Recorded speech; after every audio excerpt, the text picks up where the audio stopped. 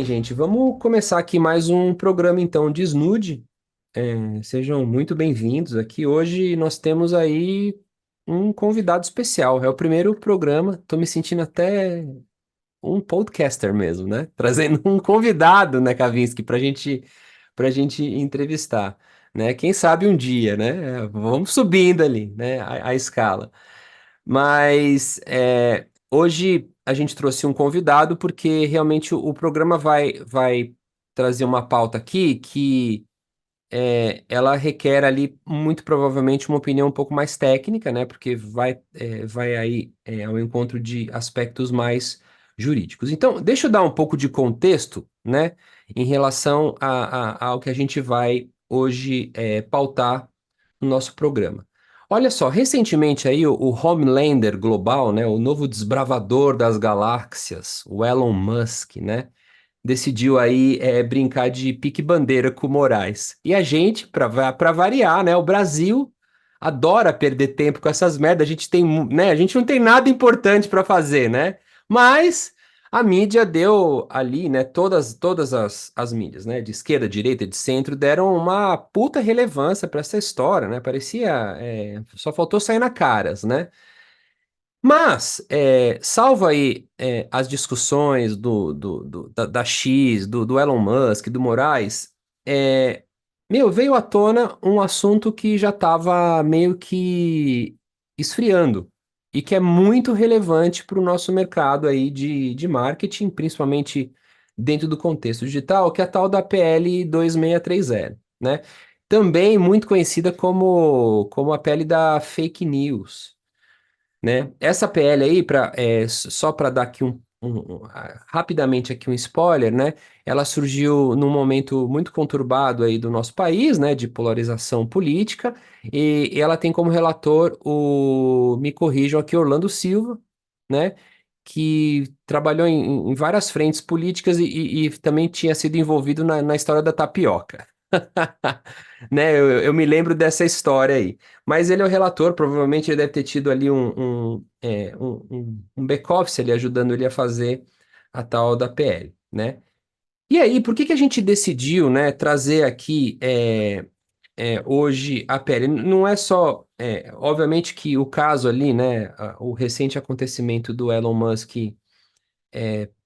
traz, né, esse assunto, ele acabou, né, trazendo o assunto um pouco mais efervescente aí nas últimas semanas, mas eu queria aqui trazer três dados, inclusive eu até anotei aqui para eu não errar, né, o que eu vou dizer aqui, que eu acho que eles são é, importantes e vai pautar um pouco a pergunta central que eu vou depois aqui pedir a opinião do Rodrigo, né, do nosso convidado, ele daqui a pouco vai se apresentar, e do Kavinsky, né?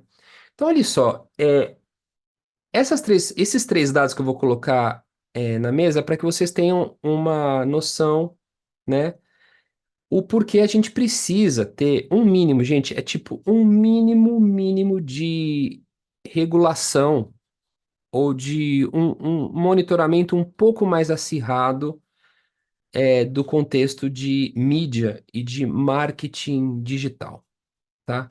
Olha só, eu recentemente tive num congresso e em muitos outros ali, pelo menos nos últimos 12 meses, e um dado dentro desses três que eu vou trazer aqui é que mais de 50% do conteúdo que foi mais compartilhado e que teve mais engajamento em redes sociais eram conteúdos fake. É impressionante. Ou seja, 50% mais, se a gente for pegar a imagem, daqui a pouco eu vou falar das imagens, é fake news. Então, assim, a gente tem, basicamente, fazendo aqui uma conta de padaria, 50% de tudo que rola de informação entre as pessoas é fake. Só para vocês terem uma ideia, as imagens mais curtidas, mais compartilhadas do ano passado foram a do Trump e a do Papa com um casaco branco, feito por inteligência artificial, fake news. Isso tende agora com os ciclos de eleição, né? A gente vai ter a eleição nos Estados Unidos, depois vai ter, claramente, vai começar a ficar mais quente aqui no Brasil. Isso tende a aumentar. Esse é o primeiro dado que eu quero colocar na mesa aqui. Ou seja, a gente pode afirmar hoje, de uma forma muito categórica, que nós não sabemos, por exemplo, o que é verdade mais. Essa é real. A gente não sabe mais o que é verdade. Segundo, 20% de tudo que é investido no mercado bilionário de mídia digital vai para uma caixinha que a gente chama no inglês de unknown. Tipo, X. Ninguém sabe para onde essa grana vai.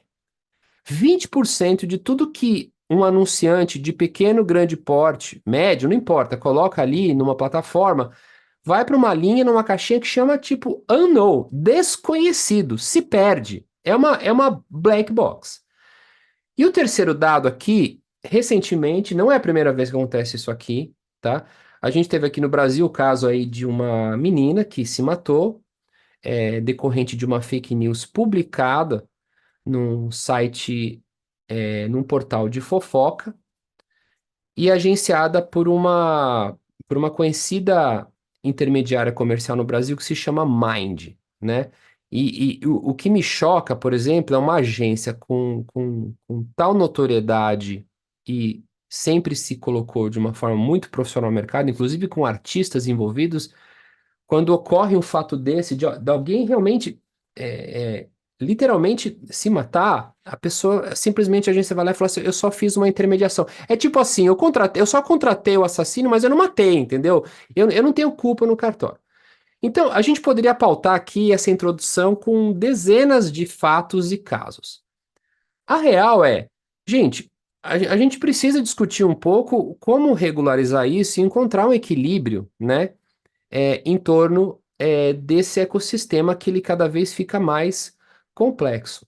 E aí a pergunta que eu faço, né, mano, por que que a gente não consegue aprovar essa PL? Por que que a gente não consegue aprovar um projeto onde cada vez mais a situação ela vai degringolando de uma forma tipo gigante, tá?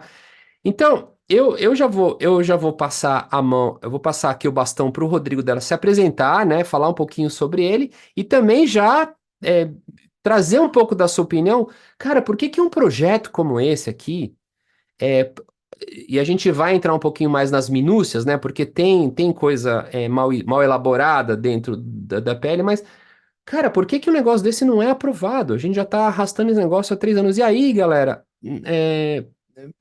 putz, foi o Musk, a gente precisou do Elon Musk para trazer o assunto e detalhe, trouxe de uma forma negativa, inclusive, né? Porque para a pele não foi muito bacana, porque veio com um aspecto de censura. Então, Rodrigo, seja bem-vindo, se apresente aqui. O Kavinsky já me deu bronca aqui, com Ah, razão, porque eu não falei corretamente teu sobrenome, por favor, manda bala aí. imagina, Alexandre, muito obrigado. Obrigado, Kavinsky, pelo convite. Eu sou Rodrigo Deda, sou advogado, doutorando em engenharia de software, mestre em tecnologia de sociedade. Eu já fui jornalista no passado, já coordenei, na época, jornal de grande circulação, a área de política. Conheço relativamente bem a regulação de mídia no Brasil, conheço bastante de regulação de tecnologia no Brasil e no mundo por conta da minha atuação no escritório, né, que a gente atende muitas multinacionais aqui no México, na Europa, enfim. Então a gente conhece bastante desse mundo de regulação de tecnologia.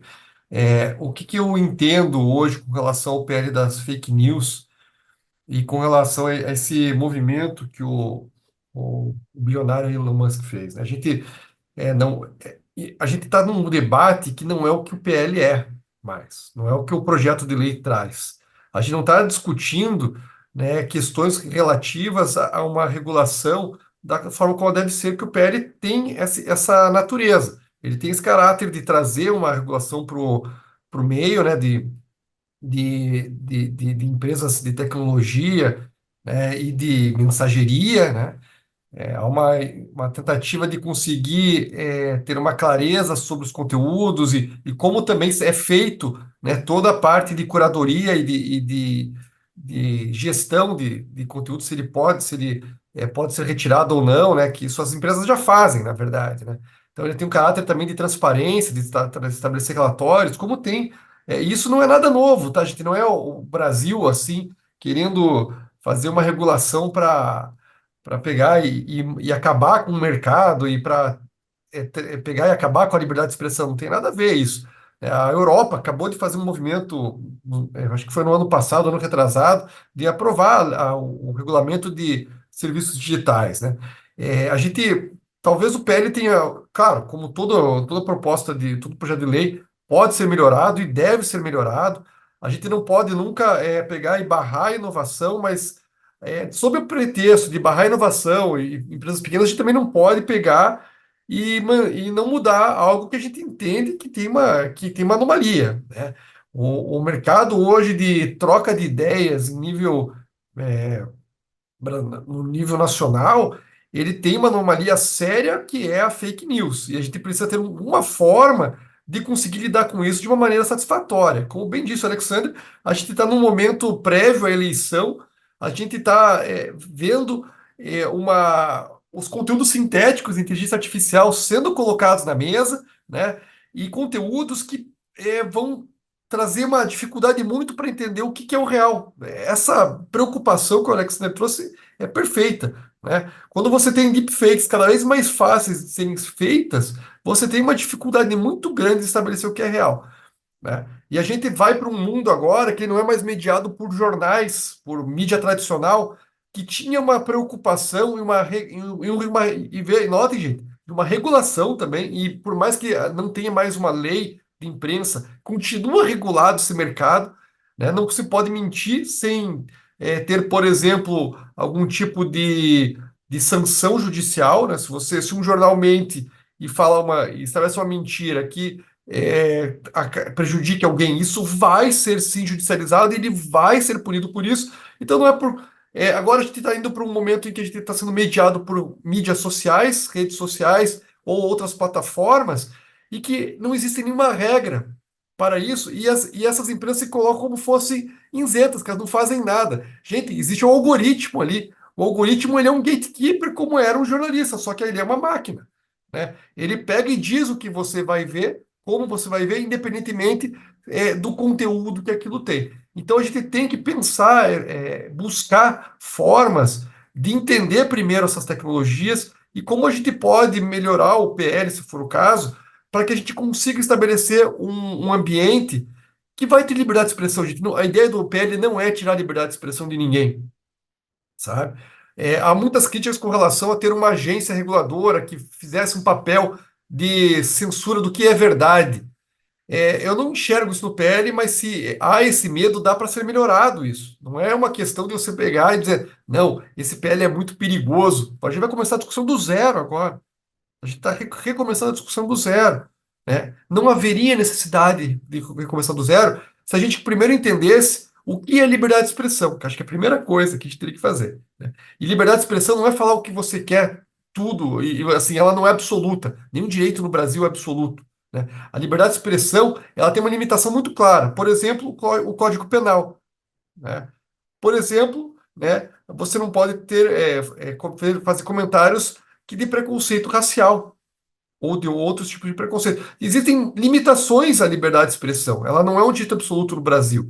E existem países que têm visões diferentes em relação a isso, tá? França tem uma visão mais ampla, mais aberta. Estados Unidos também. No Brasil não é assim, né? Então a gente tem que ter essa clareza para começar um debate. Só para fechar essa primeira parte, a gente vai falar de liberdade de expressão e lei eleitoral e questões de fake news. Existe uma limitação muito clara, inclusive, para teóricos nos Estados Unidos.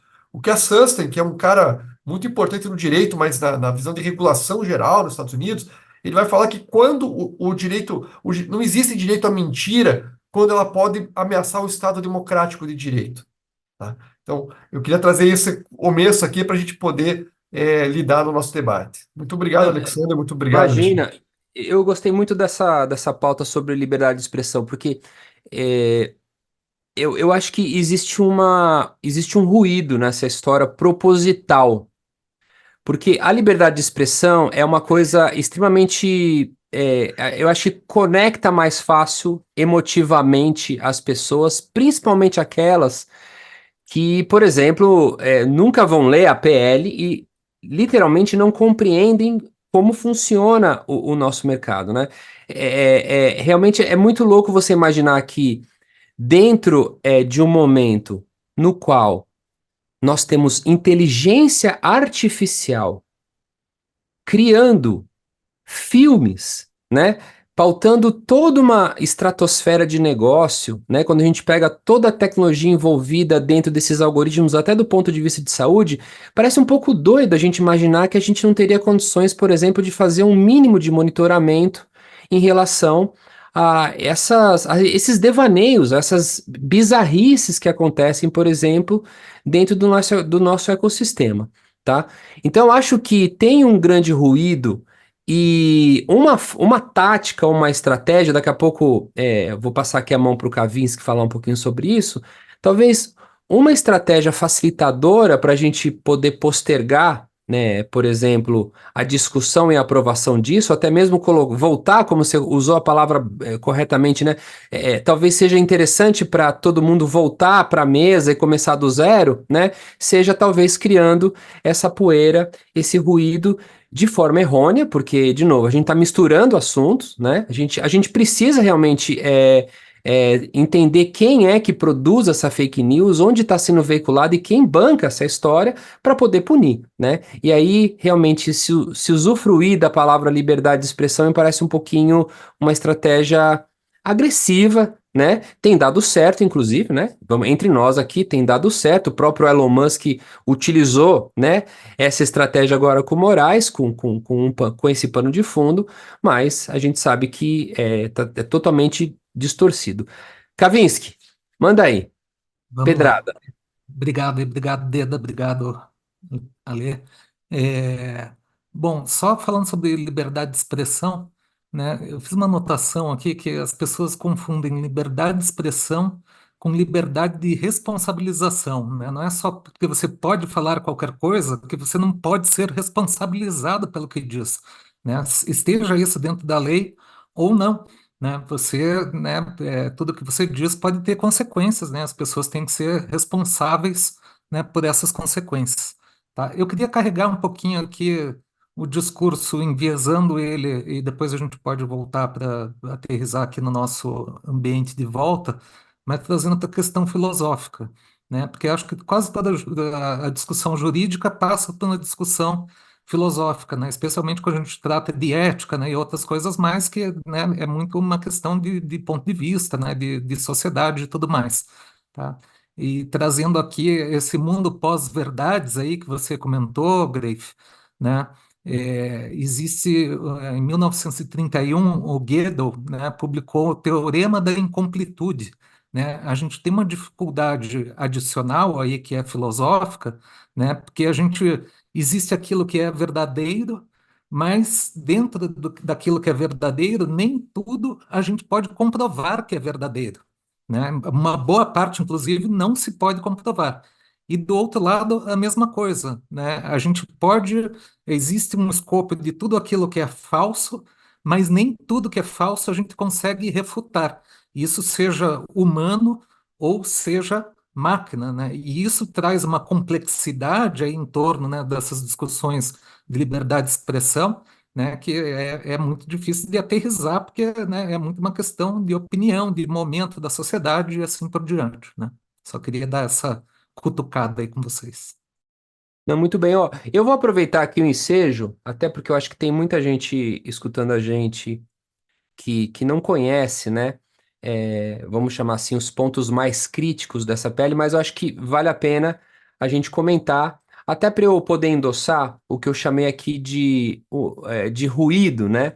E o porquê e aqui eu vou trazer agora talvez um pouco da minha opinião em relação à dificuldade de aprovação dessa PL com o que eu estou chamando aqui de pontos críticos para o mercado, principalmente ali publicitário para o mercado de mídia digital, que são, vamos falar aqui de uma forma transparente, nesse momento os grandes lobistas ali tentando bloquear a pauta e, inclusive, né, o Elon Musk como um deles tentando ali melar a situação usando de estratégias que a gente usou aqui, usei a palavra, né, uma estratégia um pouco agressiva, como a história da liberdade de expressão. Mas na hora que você pega a PL, vamos lá, o conceito da PL é muito óbvio ululante, né? A gente precisa realmente penalizar pessoas que produzem fake news, inclusive com viés pejorativo, não só do ponto de vista da sociedade, mas profissional, né?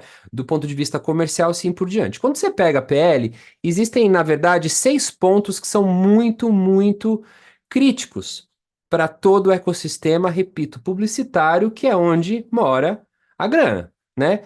Primeiro, as empresas de tecnologia de publicidade, elas deveriam, pela PL, apresentar semestralmente dados sobre os anúncios que estão sendo veiculados. Então, aqui, de novo, eu volto ao que eu tinha comentado, né? O próprio relator Orlando Silva deve estar sendo, é, creio que, ajudado ali, né? Apoiado por algumas pessoas que não me parecem, nesse primeiro momento, experts ou que tenham profundidade, né, do ecossistema estruturante de publicidade. Porque realmente, na hora que você para pensar, até quem recebe essa grande quantidade de informação é humanamente impossível, acho até do ponto de vista de tecnologia, você fazer uma análise realmente qualitativa e cirúrgica de todos os dados de anunciantes de forma semestral. Imagina a quantidade, são milhares, a gente tem mais de milhares de empresas de mídia programática espalhadas pelo Brasil. Esse é o primeiro ponto importante, né? O que, obviamente, isso poderia ter riscos de segredo de negócio, poderia ter um custo altíssimo de implementação de uma hora para outra, então, obviamente, mexe em rentabilidade e margem.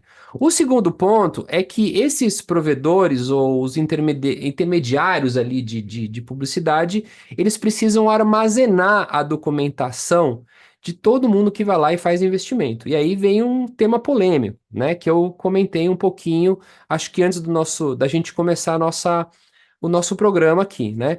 Na hora que existe a comprovação de uma fake news, a PL deixa um pouco que eu digo, né? Tem ali, obviamente, ali as suas aberturas jurídicas, né? Mas ela deixa claro que, assim, quem é responsável pela fake news?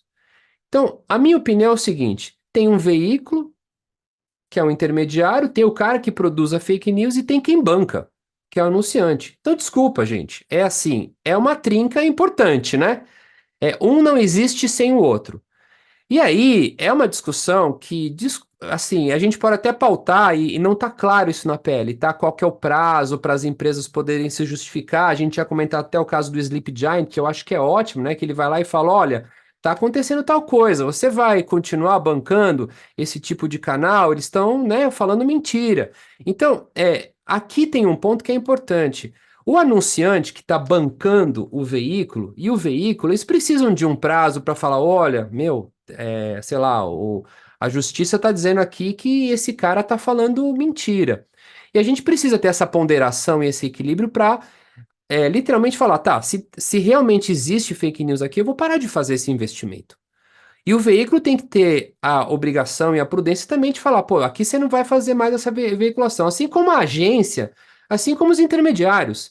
Devia ter um olhar, claro, né, de falar, pô, será que esse cara fala a verdade? Será que ele está publicando coisas que são verdadeiras e são saudáveis, né? Às vezes para um jovem, para uma criança, para a sociedade de um ponto de vista geral. Então, tem esse segundo ponto crítico aqui, porque existe a discussão da burocracia e também existe essa discussão, eu não quero ser penalizado, não, meu amigo. Desculpa, né? Que nem intermediar o assassino. Sim, você tem que ser, né? Então, tem uma responsabilidade. O terceiro ponto que eu acho importante é que, gente, empresas brasileiras recebendo investimento brasileiro precisa ter, claramente, né, representantes no Brasil. E eu acho que não é uma questão da PL, me parece uma questão óbvia, né?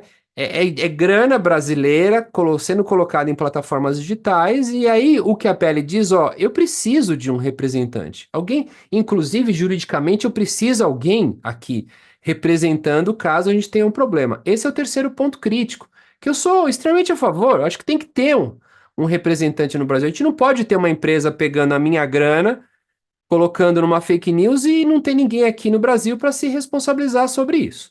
O quarto o ponto é que as plataformas elas deveriam manter um repositório de histórico de publicidade direcionada, né? Aqui tem uma questão de custo, né? Mas aí eu volto a toda a discussão que todas as empresas estão colocando um caminhão gigantesco de dinheiro para a evolução de AI, que vai inclusive gerar mais fake news, e agora reclamam que existe um alto custo para ter uma ferramenta para acumular documento, né? Me parece me parece awkward, me parece estranho. E os outros dois pontos têm a ver com licitação, né? Existe uma pauta que tem correlação com proibir o primeiro contato de para publicidade via mensageria, né? Vamos pegar aqui o caso do WhatsApp, do Messenger e assim por diante. E a PL também diz que os contratos com a administração pública deveriam ter um detalhamento de critério de público-alvo e distribuição de anúncio. Como anunciante, poderia exigir isso. Se o setor público está colocando dinheiro ali, isso é regra do jogo, cara. Quer receber minha grana? A regra do jogo é essa. Então a gente tem esses 6 pontos para que quem está escutando a gente aí entenda um pouco. Mas no frigir dos ovos, quando você pega os 6 pontos, e aí eu volto à questão do ruído, me parece claro que a dor, né? O grande problema aqui é grana. Essa é a real. Porque todos os 6 pontos, eles basicamente mexem com business, né? Então, aí eu volto ao que o Rodrigo disse, que é muito importante. A PL está deixando de ser. A gente está perdendo um pouco o objetivo da PL, que tem toda uma questão de fundo aqui, que é penalizar de forma correta criminosos.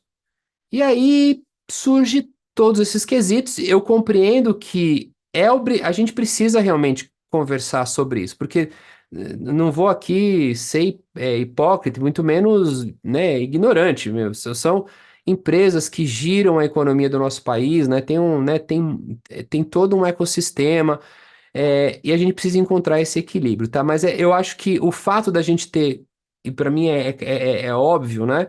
Um entrave da gente conseguir aprovar a PL tem muito correlação com esses 6 pontos aqui, que são muito críticos e que envolve altos investimentos, toda uma mudança de fluxo e de processo aqui. Perfeito, Greif. O que acho que talvez seja para a gente entender quando que uma regulação deve existir, né? E no caso, acho que Uhum, você colocou muito bem os pontos da publicidade, porque a gente está falando de possibilidades, inclusive involuntárias, né, ou desconhecidas, de financiar fake news, né? O que é muito interessante, porque esse ecossistema ele é muito novo para se entender isso ainda, né? E assim, quando a gente. As grandes empresas não querem, por óbvio, serem reguladas ou terem uma regulação que não seja elas mesmas que fizeram. Então, bom, a gente poderia falar, não, tudo bem, então vamos ter uma autorregulação. Daí a pergunta é, a autorregulação está funcionando? uhum. Não, não tá. Não tá. Eu vou te falar que porque não tá. Minha filha de 10 anos, a gente coloca lá, trava em tudo que é coisa. Trava no WhatsApp, trava no YouTube, etc. Meu amigo, vira e mexe, eu entro no quarto e vejo ela assistindo coisas que são absurdas. Eu falo, meu, de onde surgiu isso aí? Eu coloquei uma trava. Ó, é bom a gente lembrar. Terceirizar a autorregulamentação, ela foi terceirizada para os pais. Eu estou sendo bem claro aqui. Essa coisa de que, todos os canais, todas as tecnologias, todos os apps, tudo tem possibilidades de filtro, de bloqueio. Terceirizaram essa responsabilidade. Essa responsabilidade foi terceirizada. É tipo, é fácil, ó. O problema é teu. Não, gente, não é. Eu sou um pai, trabalho. É quase como ter que monitorar minha filha a todo momento. Então, só trazendo esse ponto aqui, eu acho importante você falar isso aí. Essa autorregulação, ela é uma falácia, ela foi terceirizada para os pais, tá? Continua aí, Rodrigo. Então, veja só, perfeito, adorei isso, essa é uma questão. A segunda é, então, se a gente tem uma regulação, para que ela serve? Ela deve servir para a gente pegar e proteger os valores que estão na Constituição, né? Geralmente, quando a gente vai falar de inteligência artificial, a gente vai falar que tem que proteger o Estado democrático, tem que proteger o Estado de Direito, tem que proteger os direitos fundamentais. E nisso já é um monte de coisa, gente, né? É claro que a gente não vai poder e não deveria barrar a inovação, né? Agora, quando a gente está falando de grandes players do mercado, há condições principalmente nessas questões de transparência, de estabelecer procedimentos que se resolva isso. O debate de que regulação tem custo já é antigo, ele vem da questão de proteção de dados pessoais, né?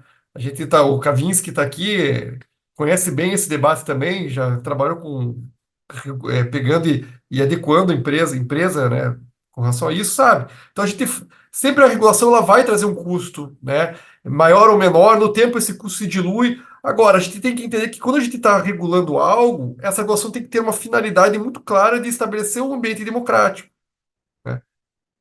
E a gente conseguir que, por exemplo, os direitos das crianças sejam respeitados, como bem disse o Greve, né? Então, a questão é se a gente vai ter uma regulação ou não, né? Quando a bandeira ela é ideológica, seja com relação à liberdade de expressão de uma forma muito distorcida do que realmente é de fato liberdade de expressão, né? Como disse o Kavinsky, a pessoa quer ter uma liberdade de não ser responsabilizado, né?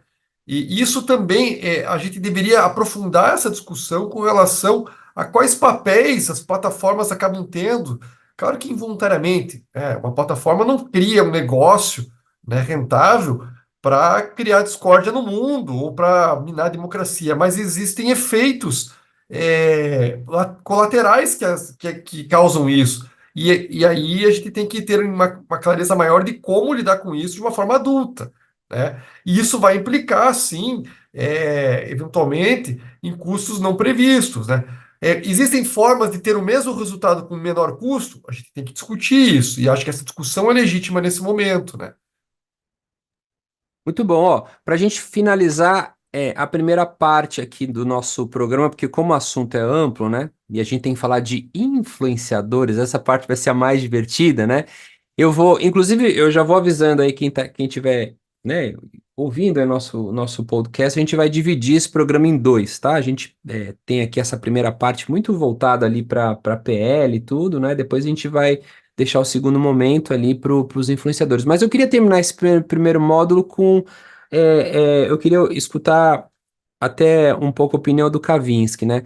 Eu conversava há meses atrás com uma mentora minha do mercado, uma pessoa que eu admiro muito, e ela falou assim: sabe o que as pessoas deveriam fazer, principalmente as agências de publicidade, mas dentro da agência deveria ser uma obrigação o líder de mídia fazer? Ler a PL.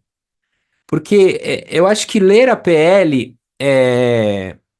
faz justamente até a gente ter uma reflexão em relação ao que é ruído colocado aí ao ar por grandes players de mercado e o que realmente é importante para nós como cidadãos. Então, é, eu acho que o mídia, eu vou falar, Kavinsky, você que é um grande CMO de agências, né? Gente, a galera de mídia tinha que ler a PL, inclusive não só ler a PL, participar de discussões importantes como entidades de grande notoriedade e de seriedade, como o próprio IAB, que é hoje uma entidade que tem essa preocupação de encontrar, por exemplo, o que o Rodrigo pautou muito bem no início, que é esse equilíbrio. A gente precisa equilibrar inovação, a rentabilidade e a saudabilidade financeira dessas empresas que trazem inovação e o nosso direito,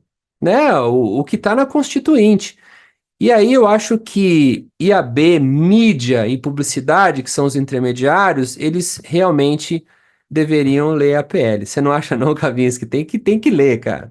Uhum. Concordo, acho que a IAB faz um belo trabalho nesse sentido. Acho que tem muitas agências aí que, não só, né, anunciantes, mas agências também que participam, né, das discussões do comitê jurídico, né, que é muito bem aí amparado, né, muito bem constituído, né, com pessoas ali com propriedade para falar, né, e é fundamental, né, não só para saber, né, mas porque tem efeitos significativos, né, ou pode ter efeitos significativos, né, no nosso mercado, né. E, além disso, né, acho importante aqui que essas leis, elas são participativas, né? Então, as discussões no IAB não são simplesmente de entendimento da lei, mas sim de como podemos, né, participar, levar, né, nossas opiniões, né, inclusive opiniões públicas, né, podem ser abertas. Felizmente, né, o Brasil trabalha isso de forma democrática. O quanto democrática é ou não, né, é uma outra questão aqui que não cabe a mim discutir, até porque eu não domino muito, né, mas eu acho que é legal entender tudo isso, tá? Não, muito bom. Gente, excelente bate-papo aqui, né? Eu acho que, inclusive, Kavinsky, a gente pode deixar para a galera ali, né? Não só no Spotify, mas também no YouTube, nos canais ali que vocês vão acabar encontrando o podcast, o link, né? Para que as pessoas tenham acesso à PL e também as entidades que vêm discutindo ali o assunto, como é o caso do próprio IAB, né? Eu vou fazer uma rápida interrupção nesse programa, porque a gente vai continuar esse bate-papo. Então, para você que está nos escutando aí, né, não esquece de, terminando aqui, já vai para o segundo programa. E na segunda parte do nosso programa, a gente vai continuar falando da pele, mas aí a gente vai colocar um olhar específico sobre os influenciadores. Aí a gente vai trazer um pouquinho mais de opinião pessoal aqui, não só, né? Também vou pedir uma opinião técnica ali para o Rodrigo. Então. Não percam, né? Não deixem, deixa rolar o play aí para a gente ir para a nossa segunda parte. Então, até daqui a pouquinho a gente vai falar um pouquinho sobre influenciadores digitais.